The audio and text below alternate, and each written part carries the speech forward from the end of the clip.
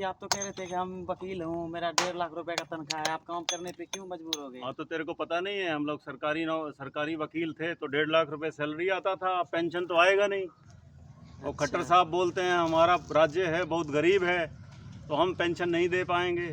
केंद्र का प्रशासन, वो केंद्र का जो फाइनेंस मिनिस्टर है सीतारमन, वो भी बोलती है कि हमारा देश तो दिवालिया हो गया है, हम भी श्रीलंका या पाकिस्तान की पोजीशन में पहुंच जाएंगे, पेंशन नहीं देंगे हम सरकारी वकीलों को।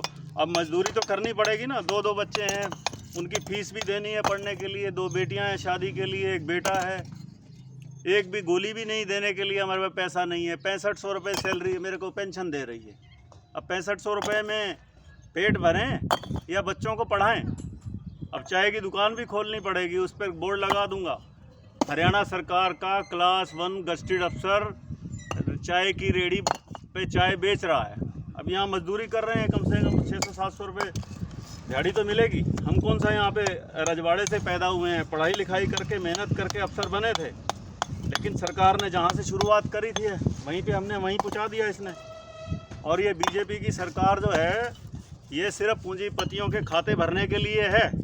खट्टर साहब बोलते हैं मैंने बड़ी लावणी करी है, बड़ी ये करी है, जरा कदे पेंशन छोड़ेगा क्या? हरियाणा राज्य की उसको इतनी चिंता है, हरियाणा राज्य की उसको चिंता है कि 2030 तक दिवालिया हो जाएगा। और अभी बोल रहे हैं पिछले 3 महीने में हरियाणा ने 7500 करोड़ रुपया जीएसटी का इकट्ठा किया है। एक तरफ से तो दिखाते हैं कि हमारे पास बहुत सारा पैसा है और दूसरी तरफ दिखाते हैं कि हम दिवालिया होने जा रहे हैं। ये 2 स्टेटमेंट क्या है? एमपी को, एमएलए को 4-4 बार की पेंशन, और हमने अपनी सारी ज़िंदगी दे दी 58 साल तक सरकार को, एक पेंशन देने में भी उसका दिवालिया होने पे आ जाएगी। ये बीजेपी के नए कंसेप्ट आ गए हैं, सिर्फ बेवकूफ़ बना रही है देश की जनता को। और दोबारा अब लोगों सचेत हो जाओ, वोट की चोट दे दो इनको। जब तक वोट की चोट नहीं दोगे तो ये सुधरेंगे नहीं।